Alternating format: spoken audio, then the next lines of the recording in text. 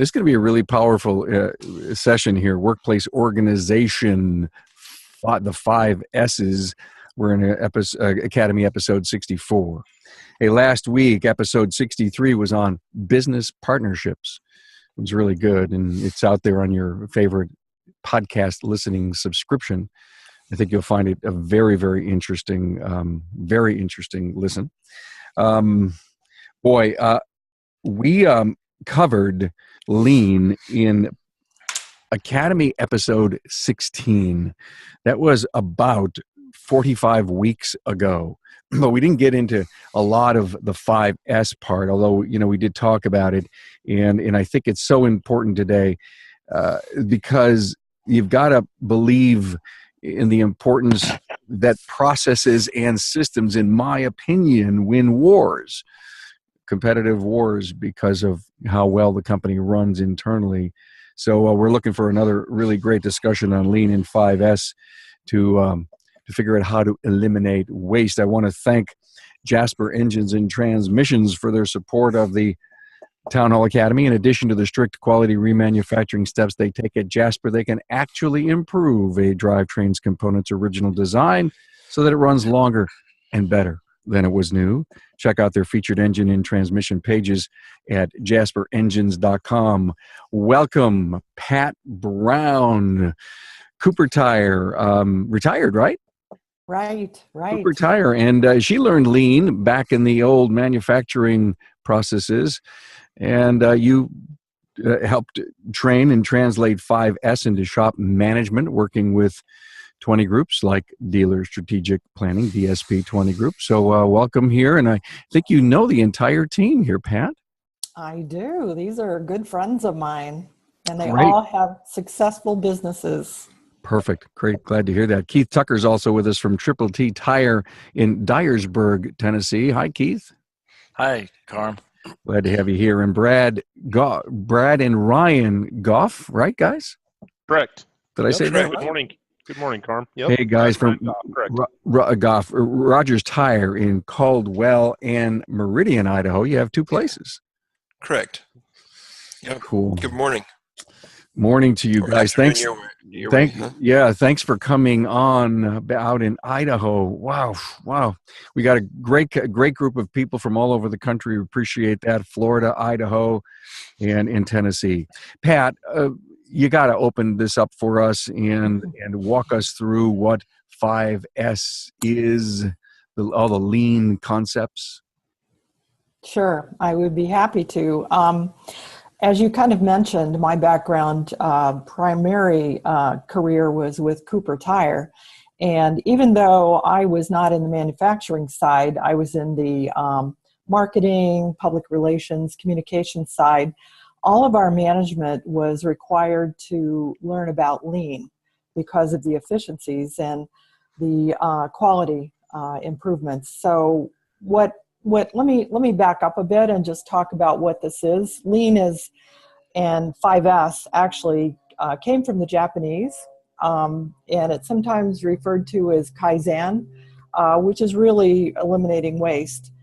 And after World War II, the Japanese factories improved tremendously, and anybody who bought an automobile in the United States knew that the quality of the Japanese automobiles were really, really great.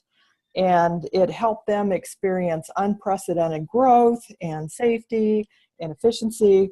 So what happened was that the American manufacturers caught on to this, secret, and they started implementing 5S lean in their manufacturing processes. And then they started getting the same gains that the Japanese did. So, this whole concept started with automotive manufacturers. But when I retired from Cooper, I joined a company called DSP, Dealer Strategic Planning, which is, you mentioned that. And I, as a part of our program, we had 3 meetings a year, and we would visit we would have a host dealer, and all of these guys here on the panel with me have hosted a 20 group meeting. Part of that 20 group meeting is a shop inspection. We call it a host visit. And what that meant was that we went out into their shops, and as I explored these shops and viewed them in operation, a light bulb went off in my mind, and I thought, oh my gosh, this whole lean, efficient 5S process would be so helpful to the shop efficiencies and organization and quality, et cetera. So sure. That's kind of how it evolved. And we've presented it during my time at DSP, and I've retired from DSP now, but we presented it to all of our groups and has had a lot of success, which I think we're going to hear about today. Yeah. So when you were out there, you probably saw, oh my God, look at these opportunities to improve, to fix, to bring organizational skills. So what did you go back and dust off the 5S thing and kind of I did. Focused it back toward the shop?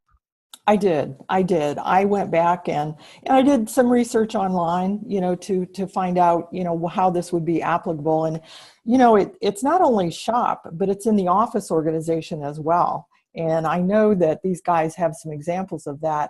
So it can make everything efficient in your whole operation when you just start looking at the 5S concepts. And I'll go over them briefly, if that's okay. I'd love to. Yeah, let's dig into them. Yeah. Well, 5S, there are 5 S's. The first one is sort. And that means, everything has to be tidy. You got to throw away rubbish. You got to get rid of unrelated materials. I mean, how many shops do you walk into and you see piles of old equipment in the corner, and it's gathering dust, it's in the way, it's preventing efficiency. And then, it just sits there. So if you're not using it, get rid of it. So wait a minute. Don't be a hoarder. All that stuff has a lot of value, Pat. Oh, yeah, right. It does, Brad. I know. You guys never want to let go of anything. So, that old tire changer that's been gathering dust and needs repair and, get that out of your shop, you guys. I got it. I know. I'm relentless. I mean, hey, I'm kind of a neat freak to begin with. But when you walk into shops and you would see this clutter, it's like, wait a minute, what are you talking about? Secondly, the second S is called set in order. And that means put things in order all around your shop. I mean, you have to have quick retrieval, because if you've got one of your technicians running around, getting a tool, getting an air filter, whatever steps that they're taking, if it's not in the proper place, then they're hunting for it. And Keith is going to give us a really good example. I know he's thinking of this, one of his best ideas, but we'll get to that in a moment. But set in order is really important. And then the third S is called shine. Now, y'all can figure out what that means. And how many shops have you gone into? And I mean, honest to goodness, the oil on the floor, the clutter, the trash, you have to clean the workplace, and everybody in the workplace should be a janitor. The old, if you've got time to lean, you've got time to clean, that kind of mantra. So you have to do that. The fourth S is called standardization. And you can't just clean your shop. You have to have a method for keeping it clean. You can't just, it's not a one and done. You have to, set something in order, assign janitorial duties, have a table made up. Who's doing what? Who's emptying the trash? Do you have trash bins around for people to throw trash into? That kind of thing, but it has to be standardized. And then the last one is probably the most difficult, and that's sustain.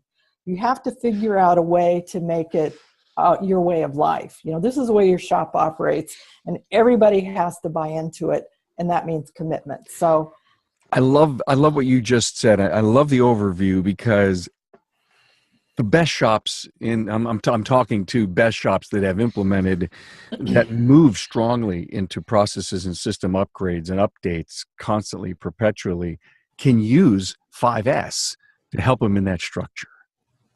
Absolutely. And I think that's going to be the big takeaway when we're done. So typical 5S benefits, guys. And Pat, thanks for walking through this. And please chime in and work, because you've worked with this team. I guess, Keith, I may go to you. Is there a training culture change that goes on inside the business when you get ready to do this? You're on mute, Keith. Okay. Yeah. You've got to kind of just basically do a reset and just get everybody geared on the same path. And once you start working in the shop, trying to get things situated, all the guys will jump in and they see where you're going with it. And you explain the saving, how much time they're saving and the extra steps you're cutting out, and they start buying in. What's so interesting is to say, if we save these steps, and if can you really help them turn it into dollars and happy customers? Oh yeah, there's no doubt. There's no doubt. You can get two more cars out a day because you're not lollygagging around looking for something. So, Ryan, Brad, how can it become a basic core value inside the company? Carm, I think that if we're every day, we're working as coaches and trying to work. We've gotten to the point we call everybody a team because we are a team, and daily I'm trying to make myself go with that and talking with our managers about the team. So part of the team, like we've been talking about lately, is doing the huddle ups and coaching them on a weekly basis, on a daily basis, huddle ups, talking about the efficiency steps like the 5S. Before Pat even introduced it, we all knew that we were missing some things. But for instance, the Tuckers with their store, they started with one of the ideas. We share a best idea during our 20 group. And one of the things that they were doing was getting some of that efficiency. Obviously, we knew we all needed it, but hadn't worked on polishing it up to that point.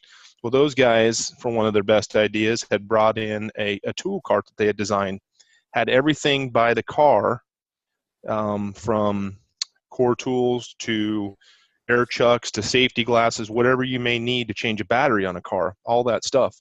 So, working with the 5S steps after Pat introduced them to us, I think it's something that we lose track of quite easily, talking about the clutter, like Pat said, but we're always striving to work on getting more efficient within our business. I love it. Go ahead. I'm sorry, Ryan. Yeah, I know. And to add that a little bit, it's really, I believe it's just should become part of your culture.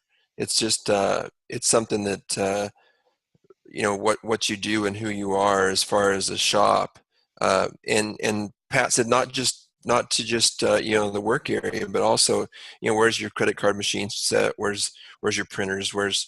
How do you alleviate steps to be more efficient, to look professional also when that customer is standing in front of you? Got it. I understand. How many times have you gone into an auto shop, a repair facility, and you look at the counter and, God love you guys, but, you like to have a lot of stuff on your counters and it looks cluttered, to the customer, you got to push things out of the way so they can, at least sign a paper. And, that's part of this whole concept is getting rid of clutter. Only have around you what you need. And that will keep you very efficient.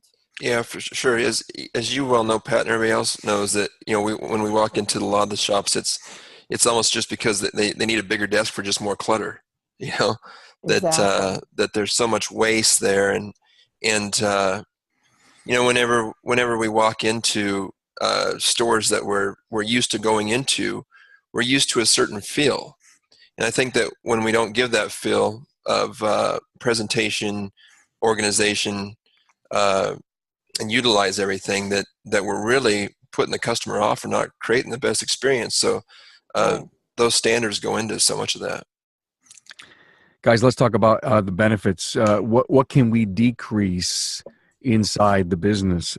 For example, injuries, very possibly a great benefit there. Yeah, I think that with the training, and the lack of clutter around the cars you're working on. Obviously, it's huge for safety, and we all know how cheap insurance is. So we can all cut down on some of those costs by going back to the training and the standards, properly lifting a tire or a wheel. I know the Tuckers are kind of like us. They do a lot of industrial work too. And I think that just recently myself, I've had most of my staff go through and do the online TIA training. While most of us have done it for years and years and years, I think, again, it goes back to the coaching and practicing, that if we don't stay up with that stuff, I think we lose track of it and maybe start to shortcut some of those things that we shouldn't be doing. And I think we also, within our businesses, always need to lead by that example. I understand. What else? Can we help minimize comebacks with a good 5S system? Most definitely, for sure. I think if you look at an efficient technician, they don't want the clutter. You gotta have your resources in a attainable area where within a couple steps, and you need to make sure that efficiency's there.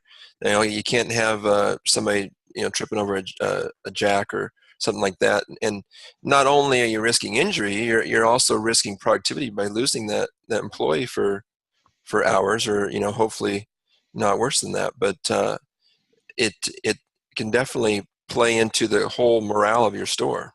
Tripping over a jack. I love that. I mean, there's the soundbite. You don't want to trip over a jack. So how do you not trip over a jack, Ryan? Well, the obvious thing is to put it up. Right? But unfortunately, that has to, and I'm sure Keith can adhere to this, you have to reinforce that over and over, and everybody should know where that jack goes and where it's at. And it should be in that area that you can get to it in an easy manner without having to clear other things out of the way. Like Pat said, throw the junk around it away, and be able to get to that in a quick, timely manner, and utilize it over and over. As a football team practices over and over and over and over and over again to play a few hours of football, and we forget that in business that it should be somewhat the same way. That's right. Can you hear me there? Okay. It's kind of like shaving.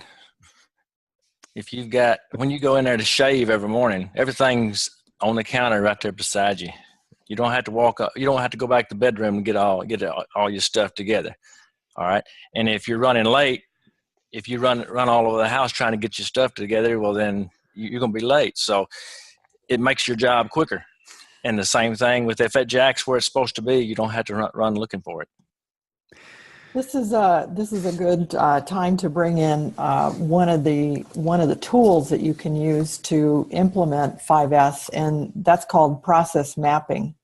If you've never done that, when I learned about Lean, we were instructed to take these little sticky notes, and select a common routine that you do every day, just like Keith said, brushing your teeth or shaving, or what you do to get ready in the morning. Well, I picked making coffee in the morning, and I put every step, when I would get up, I'd go get the coffee maker, I would fill it up with water, then I would put the grounds in, put the filter in, put the grounds in, Well, I timed each one of those steps. And it occurred to me that if I put my carafe in the sink and put the water on, going into the carafe while I was getting the filter out and measuring out the coffee, I could save 15 seconds on that process every morning. Okay, well now 15 seconds doesn't sound like a lot of time, but you multiply that times 365 days a year, it saves time. And that's the way you have to go about understanding how you can make your processes more lean. Use process mapping, take a task, and it has to be a team effort. And I know you guys have done this, Ryan, Keith, and Brad. Get your teams involved. Ryan, you talked about teamwork. It's a team effort. But get your folks involved and set down these, what are the steps to an oil change? How can you shave off a little bit of time for each oil change. And then, as Keith said, you can get more cars in and out during a day. And that means more money for you and more money for your tax. One thing you said too, as far as both two of you have said something about keeping the team involved. If the Jeff and I can go out there and we can create a system and a process, but no matter how many times we create it, if they're not comprehending it and they didn't help create the process, then they don't really buy in sometimes. So if they help us with that, then that's their process, and they take a little pride in everybody else, going by that. So well, go ahead. Well, the only problem I see with that, Keith, is just you just need to change more tires. Yeah, I hear you. Isn't that exactly right? Isn't that a good thing? That's exactly right. That's a good thing. Yeah. Well, let's go back for a second, if you don't mind. Keith or Brad mentioned the quick cart that Keith and Jeff Tucker developed to. I thought it was for oil changes, it's for batteries. But Keith, talk about that, because he won our best idea. And one of the things that we do at every DSP meeting is that every person attending the meeting, every business is required to bring in a best idea. And, that it's really great, because not only do you win a prize maybe, and Keith won for his quick cart, but you also take away 19 other great ideas that you can hopefully implement in your business. So it's a wonderful concept. And I think a lot of the best ideas have been, efficiency, improvement in quality and whatnot. But Keith, talk about your quick cart a little bit, because that was really, honestly, that's kind of what got me started thinking about, 5S in the shop.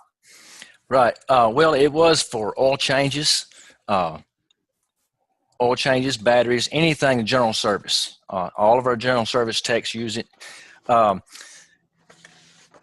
whole set of wrenches from metric and standard are in there, and they're hanging up, marked. Everything's labeled where it goes, and if it's missing, somebody knows what's missing, and it stays there, and all the guys use it. And believe it or not, it works out real well, because everybody can kind of see what is missing. If somebody got it, then they're all working together trying to keep it together. It's got several drawers in it. It's got pliers, screwdrivers, and everything. And everything's marked and basically got impressions where it was laying, so it's always going back. Every air filter that you have to change, so if it takes a special Torx bit, it's in that cart. They don't have to run over to one of the techs, the mechanical techs, and borrow a tool. Everything to do that with is right there in that cart. And that was where, in order to make one of the most, I guess, what am I trying to say? The least profitable items on your menu, there's an oil change. You don't make a lot of money on the oil change. You make good money on the inspections if you do them. So all of the tools to do the inspections are in that cart also. And if you can eliminate 5 minutes from an oil change and inspection to where you can get another car in, then you've made you hadn't really made any. You made more money because it didn't take as long to do it. And looking at that, what can I took away from it, you showing that to us, we've always had the tools in the area where we worked, Keith, and when you guys presented that, really it made sense, because why aren't we just sitting there and that job's, your card is ready to do your job. You don't need to, all you gotta do is turn around. And I think that was, one of the biggest benefits to, all right, this is a simple process that we can implement right away, and you don't have to go out and necessarily train your technician on it. But here's part of your tool case here. And one of the most important things that Keith mentioned about is having everything labeled, and that's critical. And even in your office management, your office, I know in Keith's office, because I took a picture of it, he has a bin with all the forms that they need. I'm sure it was yours. I remember it. Yeah, he had this look on his face.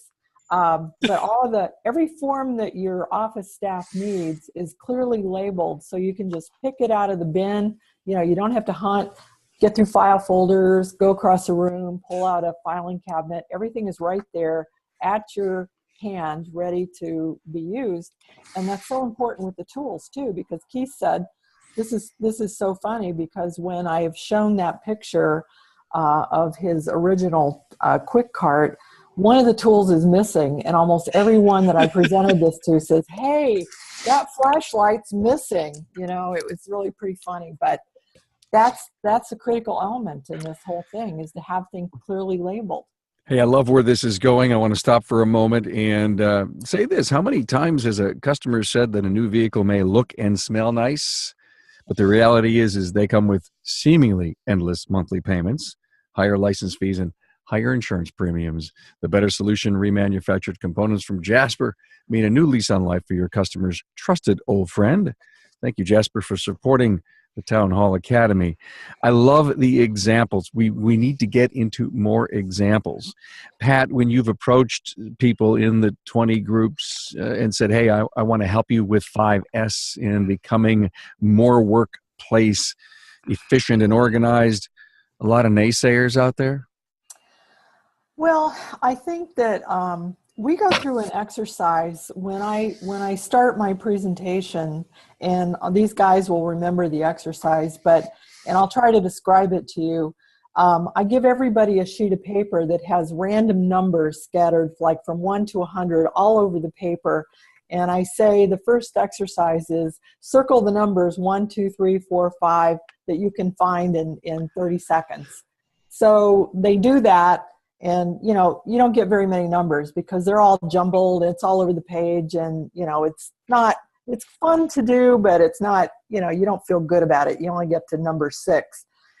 And then the second iteration of that exercise is that we take away some of the numbers, don't make it quite as complicated. And they can get a little further in 30 seconds, maybe get up to 20 numbers. Then the third iteration is I take one of the numbers out, and we ask people to find the missing number. You guys remember this? Walking through this? Yeah. Yeah. The last. I couldn't find any of those numbers, Pat. I know, right?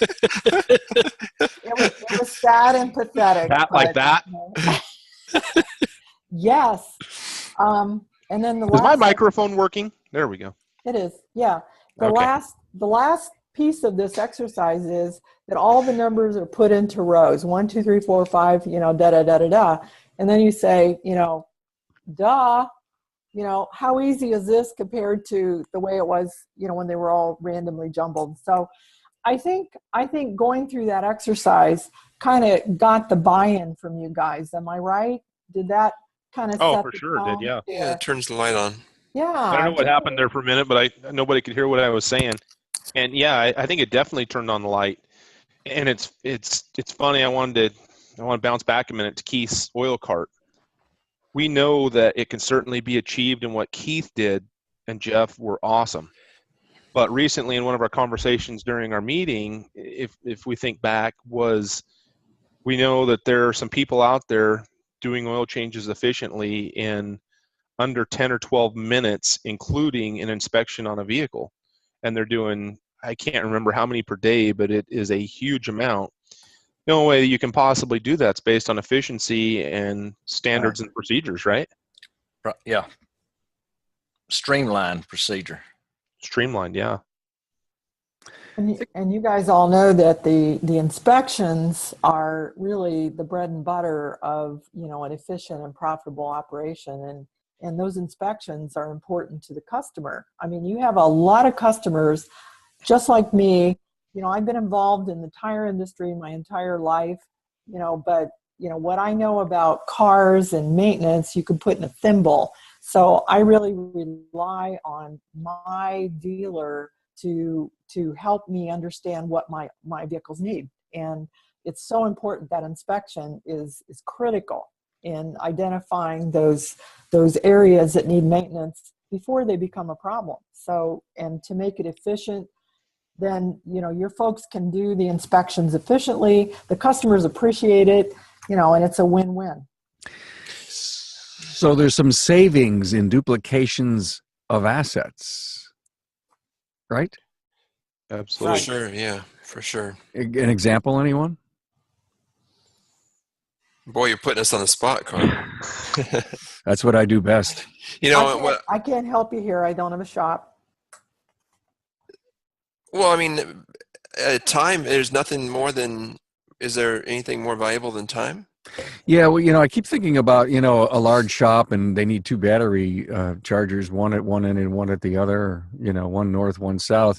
And if it was discussed as a team as to the best place it should be, then maybe you can get by with just one because it always has a place. It's always has a home.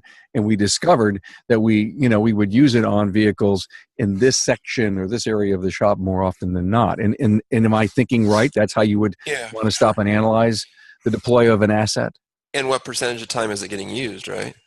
If you're only using that second one 20% of the time, then you maybe need to reevaluate it and do just like you said. Look at it and say, hey, we can utilize the one if we put it in the right location. Have you ever, guys, excuse me, Keith, I'll get right back to you. Have you ever gone as deep as to look inside the tool, the tool drawers and said to the techs, you know what, we're doing all this stuff on the outside. How about in your own box? Can you, Well, that's a scary thought. Oh boy, we can do. We don't go near there, Carl. That'd be like World War III. We wanted to finish the day. Definitely, though. I mean, what you're saying, though, Carm, 100%. I think that the technicians by themselves, while we talk about it within the shop and we work and practice, that there's a lot of technicians that are very unorganized within their own box. Here at our Caldwell location, we do have a tech, though, that this guy is one of the most organized technicians I've ever seen. Everything has a place. Everything, when he goes home in the evening, no matter if it takes him an hour to clean up, is polished, put back. Every drawer is laid out to where he's methodical about the way he does his steps and the way he prepares his cart to work on a job. He is it's like watching somebody assemble burgers at McDonald's, for instance. Everything has a process and the reason why he's doing it. I hope to have the YouTube screenshot of this webinar of a picture of a drawer of a technician's tools organized like that. Yeah. By the way, I have a friend, Jim Fleischman, who's been on the podcast before, and that's how his toolbox looks. So I called him up and said, Jim, I need a picture of your drawer because we're going to talk about this. Yeah. And so I brought it up only because you're going to see this picture, guys, and maybe it will motivate, if it works really well in the shop, it's got to work on a personal basis too. And Pat, you brought up this great thing about the office. I hope no one looks at my desk. I need to be better at this. And so I'm taking this opportunity to try to become more efficient. So more examples, guys and lady. Let's go back to some, for example, your great idea, Keith, on the, if you will, the task cabinet, the single task cabinet. What do you really call it inside the shop?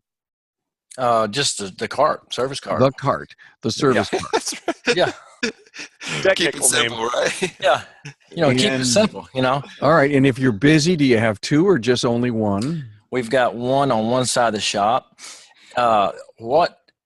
What we have run into is going back to what they was talking about a while ago is if you've got one, what you said is if you've got feel like you need two, but you put the one battery tester in one location to where everybody knows where it's at, it can always be used.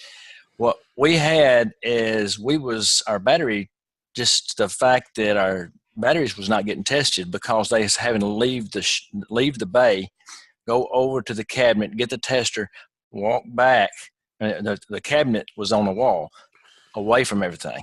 So we put the battery tester on the tool cart. All right. And it's right there. It's always there. And every car is tested.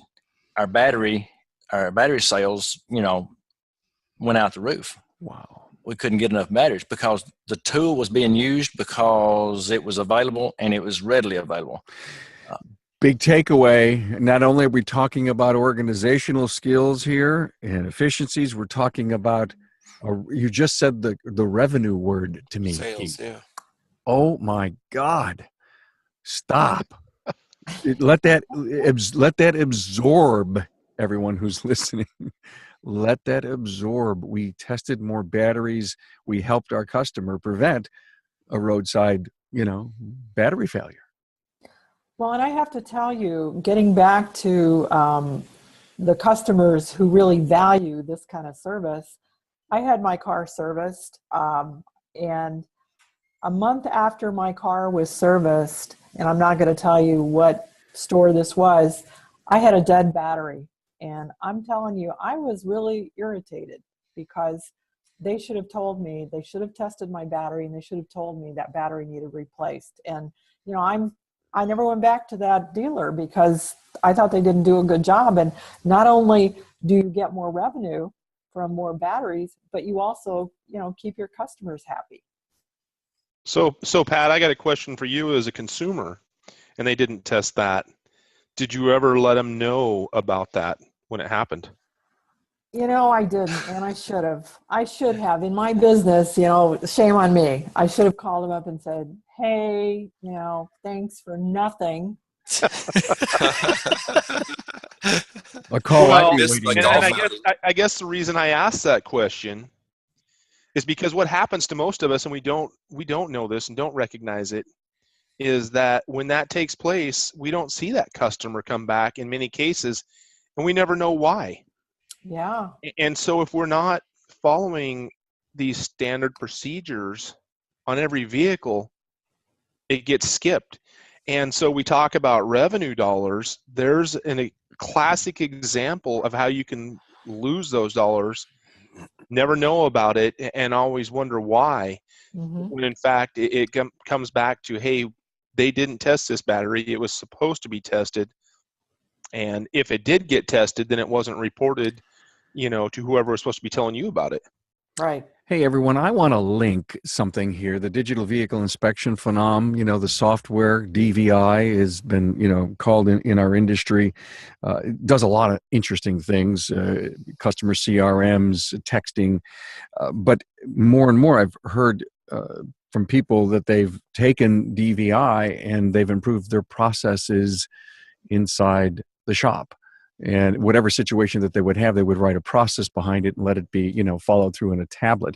Have you guys gotten that far with digital vehicle inspections? For sure. Yeah, we started utilizing it a long time ago with Tire Guru. They have they've merged more into the service industry. Okay. And are doing a built-in digital tablet. And just like everything on that end of it, I believe it's also about efficiency, and integration is the key. So whatever a person does, integration is huge. And so, steps that you save amongst that, and you can create the best communication. Also, it leaves a timeline. So you have a timestamp of when inspections start, and you can help to improve efficiency. You're right about you said the words missing steps, and I'm not sure if it was the physical walking steps or the steps of the process. Both, steps of the process. Yeah. Keith, going back to it, if you have a DVI and it is a vehicle inspection and that testing was supposed to happen, then it's integrated into the walkthrough, if you will. Step A, step B, step Right. C, step C1, C2, C3, and onward and so forth. And it just seems to me that without many of our people in the industry knowing it, if they're adapting and bringing digital vehicle inspections into the realm of their business, they're starting some form of 5S. Right. Yep. Mm-hmm. We started, myself and Ryan started the digital process due to the fact that our printer broke one day, and both of us happened to be working a Saturday together, And Ryan says, why do we need the printer? We're digital anyway. We're wasting paper. The paper gets laid somewhere. You lose track of it. Let's just do without the printer. See what happens. And for us, part of the 5S, it happened that day, and we've never gone back to it. So within our business, we never print a copy of paper 99% of the time until the customer is ready to leave with their invoice, which at point also it delivers it to their inbox. And our messaging within the store, there's a trail history with timestamp of what's gone on, where parts are, where the customer's vehicle can be. Now, it can always be polished, and that's part of the practice, but it saved us money in expenses from printing, and it also saved time in the fact that we weren't chasing down paperwork within the shop, saving steps and time also. Well, and to relate that, and to tell a little bit of story about, we all have the instance of, hey, the technician told the service advisor this, right? And I think we've all been in that scenario where the technician says, hey, I told the service advisor didn't tell the customer, and the service advisor says, no, that person didn't tell me. Well, with the correct documentation and something that can't be erased, if it's put down, well, there is no debate. And another aspect of that Brad just mentioned, you emailed that document to the customer, right? Yes. Correct. Yep. It goes to the customer, So including the digital inspection form along with the invoice. So it's kind of a two-part system. So it's ecologically friendly. You're not wasting paper. And secondly, it allows you to capture that email address, which is so important in today's business, to market yourselves, to capture that email address. You can follow up with customers, send out newsletters, send out specials, things that are going on. And, sometimes people are a little resistant to give their email address. But if the whole idea is you're going green and you are going to send their invoice, so it'll be in their permanent record, you're going to save paper, they're more acceptable to that. So, you've saved time, you've had a good process, it does fit into the lean program. Guys, I'm sorry. Keith, I want to talk to you a minute about how do you look and take time, you stand back, you look at what's working and what isn't. And is there any special advice you could give to a shop owner on not only how to start it, but how to continue, as Pat said earlier, sustain it? Join 20 group. Okay. And go see another shop. And once you see somebody else's shop, then you can come back and look at your own shop with a completely different perspective, and you'll gain the momentum that you need to do to get the ball rolling. Okay, so you implement. You're going. The team is bought in. Is there any magic that you have used to continue to improve it? Have you involved the team? Have you gone in at night, turned off the lights, watched in your mind the flow of the shop, looked for an area of improvement, and then gone to the team and says, listen, I watched a bottleneck we had yesterday? Right. Just a simple something that I've noticed, and we've addressed it. We run service trucks. The guy that runs the service truck, when he gets back, he pulls all the way around the building, leaves unloads the junk tire at the very back of the building. When he gets another service call, okay, he don't unload it right then, but he waits till he gets another service call to unload it. All right, instead of backing up to the junk trailer and flipping the tire off in the junk trailer to where you don't have to handle it again. That's just a simple thing. All right. That's a simple way of removing waste the first time instead of handling it 5 more times before you get it in the junk trailer. Just a simple thing. You just have to stand back and really see what's happening. Got it. Brian, Brad, any ideas on how to be a good leader of this? Oh, I think, like you said, I think standing back sometimes and just watching, and seeing what your team's doing, watching the moves, the efficiency.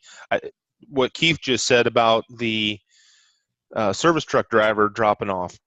I just had a conversation yesterday with my lead tire guy and my manager about our junk trailer.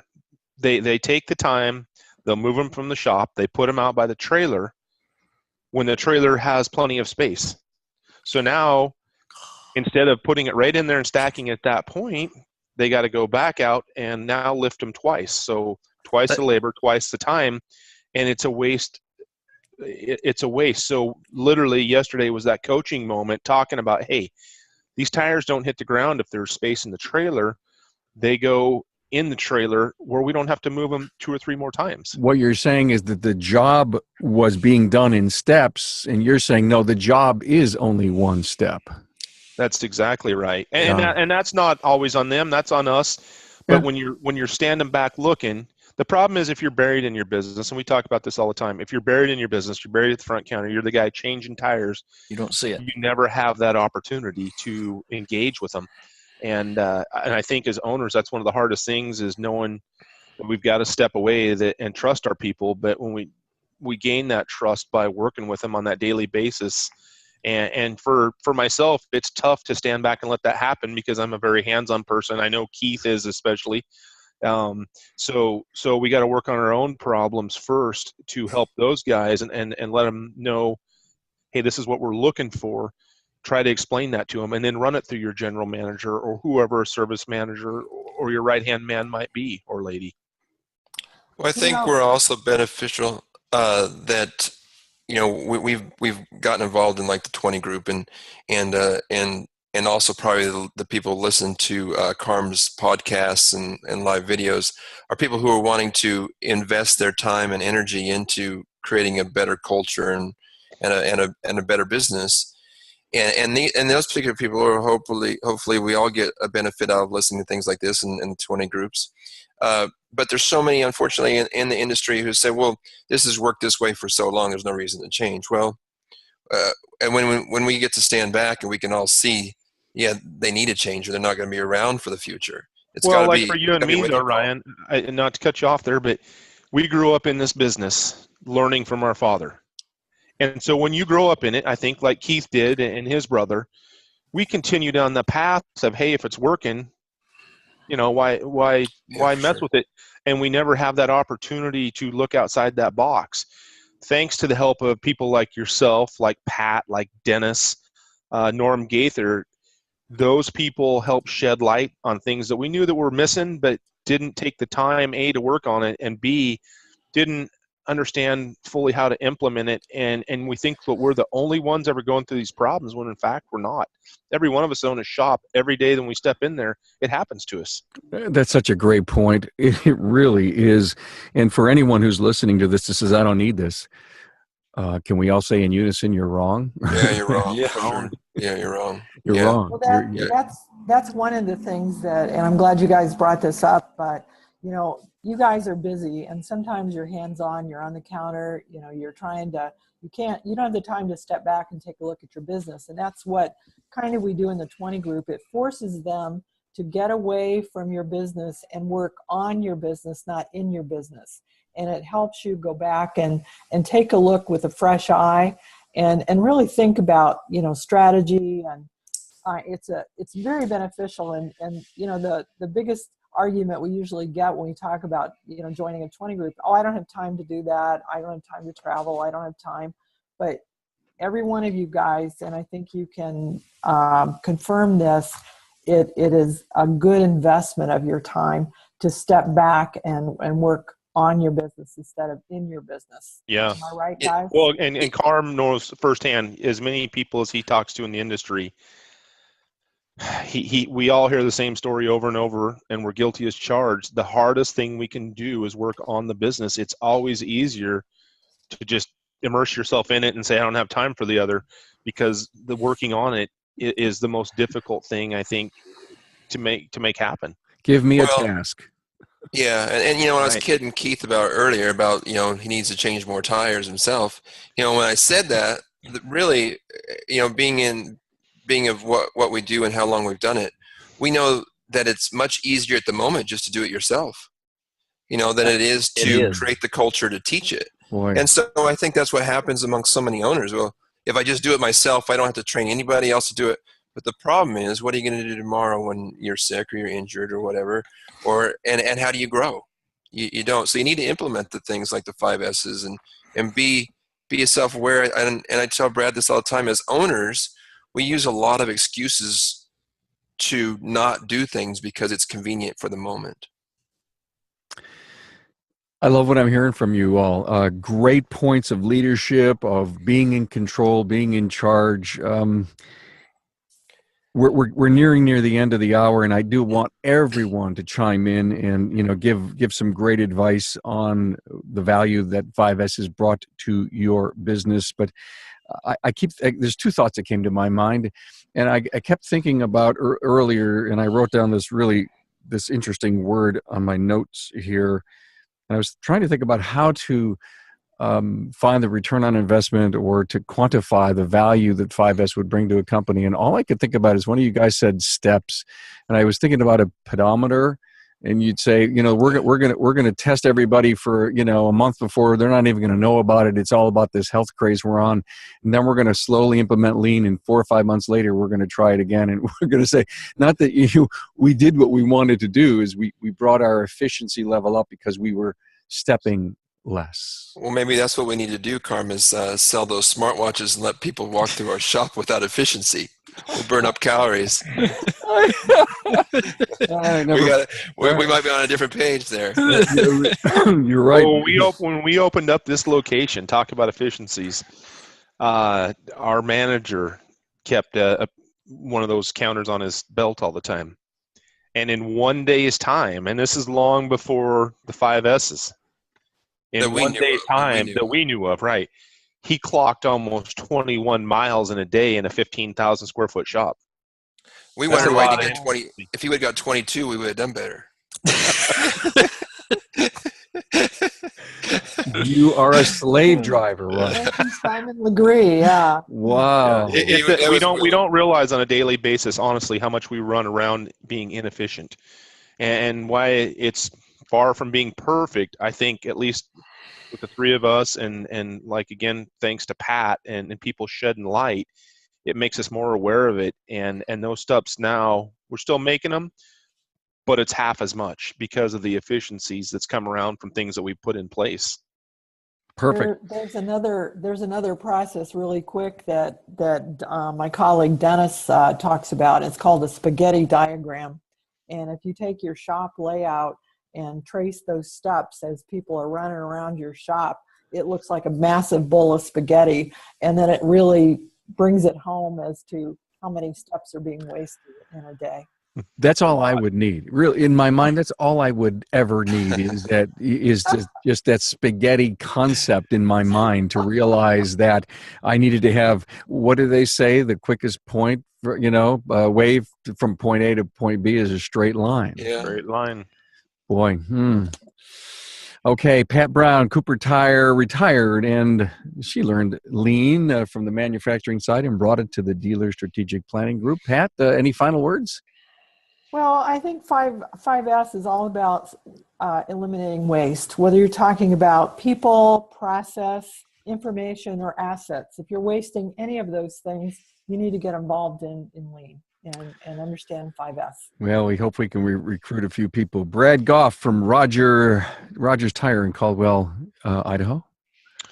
My best advice every day, I think that we work on them, think about those steps, and involve our key people to where they're helping that team come together. And like Keith had mentioned, you got to make them be part of that idea, because if we're always driving it down their throat, it never seems to work like if it comes from them. We can plant the seed, but they're the ones that need to grow it, because we can't make them do it on our own. They've got to be involved, and then Like Dennis also says, you got to put a little cash in the bank with the big thank you and be specific about what they're doing on the thank you. Thank you for putting the tire in the trailer, for instance, as part of that step. You know, that's huge. I love that. And what got me to thinking was that there would be a champion, both, you know, in the bays and a champion at the service counter to help continue the process, the sustaining part that Pat talked about, which to me is the hardest part. You know, wow, we worked on this whole thing and you just leave it in place forever. And all of a sudden it slowly breaks down because the world changes and processes changes and vehicles change and people change, right? It's covered in dust. Yep. Bingo. Right. Okay, thanks. Great stuff. Ryan Goff, Rogers Tire. Final words, Ryan? Yeah, you know, back to what I think we originally started. It just needs to be part of the culture of what you do. It's I think it's really that simple. Don't overanalyze it. Just be aware of yourself. Be aware of how things need to function, and then back to you, Carm. Thanks for what you're doing for the industry. Also, things like the 20 group and awareness that you bring to the industry. Appreciate it. Hey, I love it. This is what I was born to do. It just took me a few years to figure it out. Thank you. And I try to be lean as much as I possibly can. But I always eat spaghetti, so that doesn't help. There you go. Keith Tucker, final word from Triple T Tire in Dyersburg, Tennessee. Keith? Carm, I just think that anybody that wants to start that, you look at the simplest things, look at the simplest task, and pay attention to what's going on and perfect that, cut out a step or two here and there, and then move up to the more complex, and you'll get the gist of it, and you'll see how much you'll save and make because of it. Wow, this is so great. Listen, I'm going to put that 5S, the sort, set in order, shine, standardize, sustain. I'll put that up on the show notes page. There's tons of stuff on Google. Just Google the 5S's in lean and you'll see it. You can read all about it, but if you don't implement it, it doesn't work, right? And remember, processes, good systems win wars, competitive wars. Yeah. All right. Hey, it was great. I learned a lot, and I think we maybe shook a tree or two out there.